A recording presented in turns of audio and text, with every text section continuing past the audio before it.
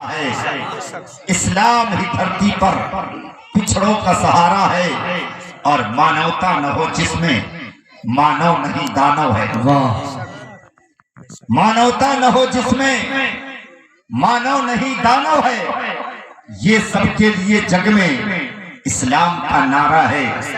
ये सबके लिए जग में इस्लाम का नारा है। हिंदुस्तान के गयूर मुसलमानों बड़े आप अखलाकमंद हैं। छोटी सी जमात लेकर मदीने की ताजदार की महफिल सजा रहे हैं।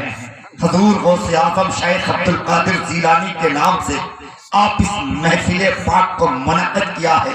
और याद रखिए, जो बुजुर्गों से कनेक्ट हो जाता है, कसम खुदा की उसकी दुनिया भी आबाद हो जाती है और उसके आखिरत भी आबाद हो जाती है। बेशक हक है। आज मैं जवानों से खिताब करना चाहता हूं, मेरे गला को नहीं देखे, पैगाम को देखे। इंशाअल्लाह गला ठीक होगा तो फिर कभी जिंदगी मिलेगी। आज मैं खुसूसन जवानों से खिताब करना चाहता हूं। आयत मुक़द्दस की मैंने तिलावत किया, इन्नल्लज़ीना क़ालू रब्बुनल्लाहु सुम्मा इस्तक़ामू ततनज़्ज़लु अलैहिमुल मलाइकतु अल्ला तख़ाफ़ू वला तहज़नू वअब्शिरू बिल जन्नतिल्लती कुंतुम तुअदून। कुरान का फैसला, ये किसी नेता का फैसला नहीं बोल रहा। ये दुनिया के पार्लियामेंट से बने हुए कानून की बात करने नहीं आया। ये किसी दुनियावी लीडर की बात करने नहीं आया, बल्कि ये उस कानून की बात कर रहा हो जो कानून दुनिया के पार्लियामेंट से नहीं बल्कि अर्श आज़म के पार्लियामेंट से बनकर आया है। मैं उसकी बात करने जा रहा हूँ जो कहता है ला तब्दील लिकलिमातिल्लाह, you must not change the law of Allah. Allah का कानून वो है कि है कौले मोहम्मद, कौले खुदा, फरमान न बदला जाएगा, बदलेगा जमाना लाख मगर कुरान न बदला। सुभान अल्लाह, सुभान तकबीर, अल्लाहू अकबर, नारे तकबीर, अल्लाहू अकबर, रिसालत या रसूल अल्लाह, माशाअल्लाह, सुभान अल्लाह, सुभान अल्लाह। कुरान बोल रहा है, कुरान का फैसला पूरी दुनिया में आयद हो, इसलिए कि कुरान दुनिया की वाहिद किताब है। कुरान दुनिया की वाहिद पोथी है। कुरान दुनिया की वाहिद बुक है कि जो उससे कनेक्ट होता है उसकी दुनिया आबाद होती हुई नजर आती है। और दुनिया का जितना सिस्टम है, चाहे आप सिस्टम ऑफ एजुकेशन की बात करें, सिस्टम ऑफ गवर्नमेंट की बात करें, सिस्टम ऑफ सोसाइटी की बात करें, सिस्टम ऑफ एथिक्स की बात करें, सिस्टम ऑफ जस्टिस की बात करें, सिस्टम ऑफ पीस की बात करें, सिस्टम ऑफ आर्ट की बात करें, all the systems are available in the Quran. दुनिया का जितना सिस्टम है उन सारे सिस्टमों को अगर देखना है तो एक कुरान में देखा जा सकता है। बेशक सुभान अल्लाह, एक कुरान में। जी हाँ, कुरान इमामुल अंबिया पे नाज़िल हो रहा है। कुरान मदीने के ताजदार के दस्ते मुक़द्दस में नाज़िल हुआ। याद रखिएगा, दुनिया की बहुत सारी किताबें आई, पोथी रामा संग्राम भी आया, भूषण पुराण भी आया, भविष्य पुराण भी आया, ऋग्वेद भी आया, यजुर्वेद भी आया, अथर्ववेद भी आया, सामवेद भी आया और भागवत पुराण पे लिखने वालों ने लिखा, 18 पुराणों को लिखने वालों ने लिखा, 120 उपनिषदों को लिखा गया। और ये लिखने वाला कोई बहुत छोटा मोटा इंसान नहीं है, बल्कि सनातन धर्म के सबसे बड़े विद्वान महर्षि श्री वेद व्यास जी ने 18 पुराणों को लिखा है। उन्हीं ने गीता को लिखा है, उन्हीं ने रामायण को लिखा है। लेकिन कुर्बान जाइए, इमामुल अंबिया पे जो किताब नाज़िल हो रही है, कसम खुदा की, उस किताब के सामने अगर इन किताबों को रखा जाए तो आप खुद महसूस करोगे कि जो पैगाम कुरान दिया है दुनिया की किताब ने आज तक दिया है और न कयामत तक दे सकती है। सुभान अल्लाह, सुभान अल्लाह, सुभान अल्लाह। आप पढ़े तो सही, लेकिन इन तमाम चीजों को जानने के लिए एजुकेशन का अच्छी करना जरूरी है कि नहीं है? बोले, तालीम को अच्छी करना जरूरी है कि नहीं है? इल्म को लेना जरूरी है कि नहीं है? आज हमारे जवान, कौमे मुस्लिम का जवान, नबी का कलमा पढ़ने वाला, जिसके हाथों में कलम होनी चाहिए, जिसके हाथों में किताब होनी चाहिए, जिसकी जवानी कॉलेजों यूनिवर्सिटियों में होनी चाहिए, आज जो हमारी कौम के जवान कभी सड़क हुआ नजर आ रहा है, कभी चाय खाने में बैठकर गप्पे लड़ाता हुआ नजर आ रहा है, कभी शराब खानों में बैठकर शराब नोशी कर रहा है, कभी जुआ खानों में बैठकर जुए खेल रहा है, कभी रात की तन्हाइयों में गलत तस्वीरें देख रहा है, कभी व्हाट्सएप पर अपनी जिंदगी गंवा रहा है, कभी फेसबुक को अपनी जिंदगी बना चुका है, कभी ट्विटर को अपनी जिंदगी बना चुका है और कहता है दुनिया हमें मार रही है, दुनिया हमें गाली दे रही है, दुनिया हमें आतंकवाद कह रही है। मैंने कहा आप मुस्तफा की सीरत तले आ जा, दुनिया तुझे आतंकवाद नहीं कहती है, दुनिया तुझे अपनी आंखों में बसाती हुई नजर आएगी, लेकिन शर्त यह है कि तुम मुस्तफा वाला हो जाओ। बहुत खूब। आज जिस कौम के जवानों को पढ़ना चाहिए, हाय कैसा जवान है, कहता है क्या मशक्क़त। मैंने कहा कैसे भाई, 10वीं पास कर लिया, विदेश चला गया, पैसा कमाने लगा, मकान खूबसूरत बना दिया, जायदाद खरीद लिया, बैंक बैलेंस कर लिया, कहता है बाप विदेश रहता है और उसका बेटा हिंदुस्तान में बैठकर गलियों में चकल्लस कर रहा है, उसको 2 लाख की बाइक चाहिए, 50,000 की मोबाइल चाहिए, अब वो गलियों में चक्कर लगा रहा है, बाप सऊदी से पैसा भेज रहा है और उस बेटे को इतनी तमीज नहीं है कि उन पैसे को यूज कैसे करना है, उन पैसे को खर्च कैसे करनी है, उन पैसे को किस तरीके के काम में लगाना है, वो पैसा रंगीलिया उड़ा रहा है। याद रख लो ये कौम हमेशा के लिए बर्बाद कर दी जाएगी। मदीने के ताजदार ने कहा कि जिस कौम के जवान सुधर जाते हैं वो कौम सुधर जाती है, और जिस कौम के जवान बिगड़ जाते हैं वो कौम बिगड़ जाती है। अगर आज कोई बिगड़ा हुआ है तो ये कौम मुस्लिम है जिसके जवान बिगड़ते हुए नजर आ रहे हैं। कभी ठुमका लगाने वाली के पीछे दौड़ेगा, कभी नाचने वाली के पीछे दौड़ेगा, कभी ऑर्केस्ट्रा वाली के पीछे दौड़ेगा और कहता है कि हमें इज्जत मिल गई। कामयाबी चाहते हो तो आप मुस्तफा की सीरत तले अल्लाह तुझे इज्जत अता कर देगा। नारे तकबीर, नारे रिसालत, शान मुस्तफा, अज़मत मुस्तफा, रिफ़ाअत मुस्तफा। माशाअल्लाह, सुभान अल्लाह, सुभान अल्लाह। महबूब कायनात से मोहब्बत करने वालों, पैगंबर इस्लाम की सीरत को सीनों में बसाने वालों, कहीं दूर जाने की जरूरत नहीं है। बस कुरान मुकद्दस को मुकम्मल तरीके से अपने सीनों में उतारने की जरूरत है। कुरान मुकद्दस के अहकाम को समझने की जरूरत है। कुरान ने पूरी तरह ऐलान कर दिया, इन्नल लज़ीना क़ालू रब्बुल्लाह सुम्मा इस्तक़ामू ततनज़्ज़लु अलैहिमुल मलाइकतु अल्ला तख़ाफ़ू व ला तहज़नू व अबशिरू बिल जन्नति अल्लती कुंतुम तुअदून।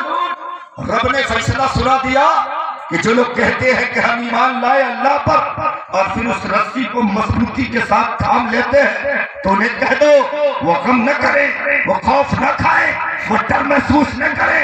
वो दुनिया की टोपी की उनकी जरूरत नहीं है, दुनिया के औजार की जरूरत नहीं है, दुनिया की बम बारूद को उनको जरूरत नहीं है, दुनिया के औजार की उनकी जरूरत नहीं है। अल्लाह उनकी मदद के लिए फरिश्तों को नासिल करेगा, लेकिन शर्त यह है कि वो ईमान पर कायम हो जाए। बेशक सुभान अल्लाह है। शर्त क्या है? बोले ईमान पर कायम हो जाए। अब देखिए क्वेश्चन या एक सवाल होगा, क्वेश्चन पैदा होगा, ईमान किसको कहते हैं? What is the definition of ईमान? परिभाषा ईमान की क्या है? याद रख लीजिएगा, सिर्फ पगड़ी बांध लेने का नाम ईमान नहीं, सिर्फ दाढ़ी रख लेने का नाम ईमान नहीं, सिर्फ जुब्बा और पगड़ी पहन लेने का नाम ईमान, इसका नाम ईमान नहीं है। सिर्फ वलीमा में गोश्त भात खा लेने का नाम भी ईमान नहीं है। ईमान इसको नहीं कहते। ईमान का डिफिनेशन है the complete submission to the be of Allah Muhammad रसूलुल्लाह। It is the definition of Islam, it is the definition of ईमान। हमने न खुदा को पकड़ा है न मुस्तफा को पकड़ा है और हमने कहा कि हम ईमान वाले हो गए, मेरा नाम अख्तर रजा हो गया, हम ईमान वाले हो गए। अब्दुल गफूर नाम रख दिया, ईमान वाले हो गए। अब्दुल सत्तार रख दिया, ईमान वाले हो गए।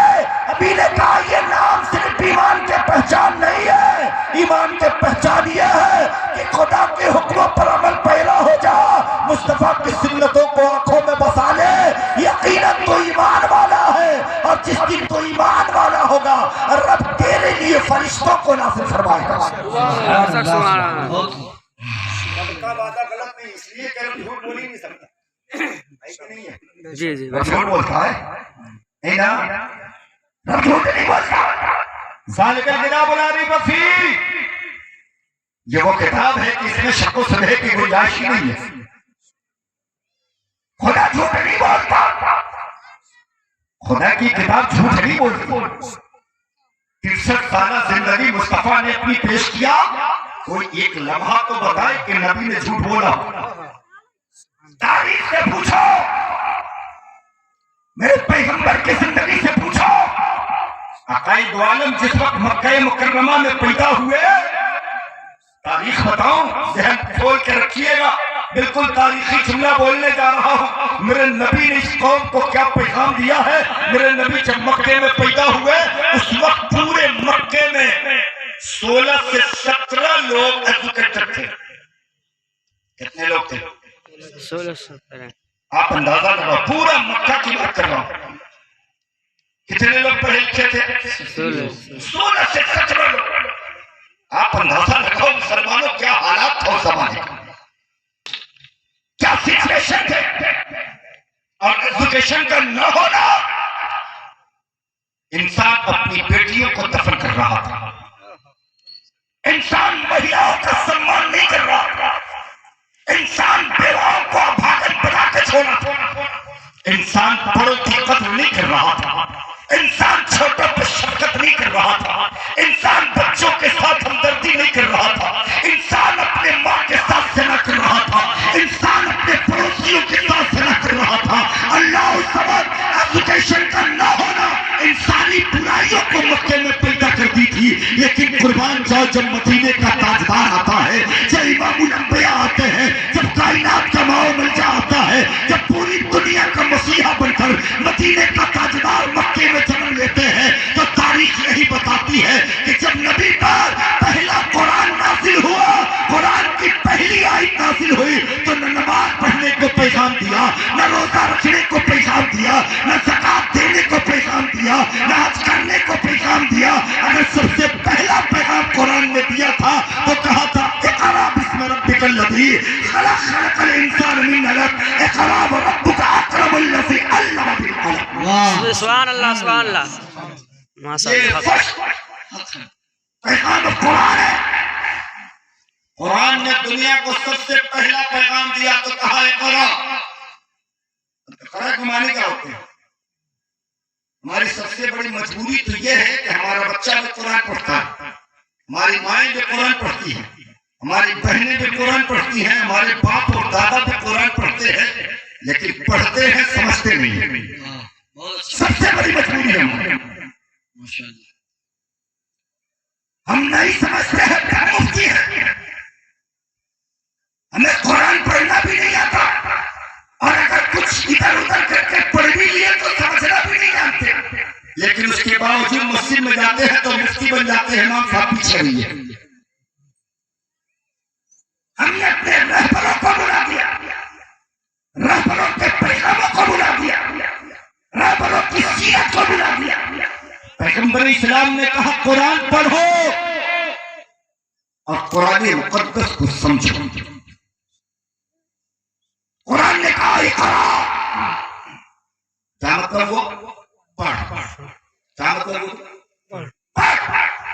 अंग्रेजी में अगर उसको बताऊं तो ये इंपरेटिव सेंटेंस है। ग्रामर के हिसाब से अगर बात करूं तो ये कौन सा सेंटेंस है? इंपरेटिव। उसको अरबी में कहूं तो ये फेल अम्र है। इंपरेटिव में क्या होता है? दो चीजें पाई जाती है, या तो ऑर्डर पाया जाता है या निवेदन। जब बड़ा किसी छोटे से कोई बात कहे तो वहां ऑर्डर माना जाता है, और छोटा किसी बड़े से कोई काम कहे तो ये निवेदन माना जाता है। सपोज दैट मैं यहाँ बैठा हूँ, हुजूर सैयद खैरुल बशर साहब क़िबला मुअज़्ज़िल आली की शख्सियत यहाँ बैठी है। इन्होंने कहा अख्तर मुझे पानी दो, तो ये क्या कहेंगे? गिव मी 1 ग्लास वाटर, बोलेंगे। लेकिन अगर मैं छोटा हूँ और आपसे कहूं तो कहूंगा प्लीज गिव मी वाटर, निवेदन करूंगा ना। बात समझ में आ रही कि नहीं आ रही? मैं छोटा हूं, निवेदन, बड़ा है ऑर्डर। अब मैं पूछना चाहता हूँ रब कायनात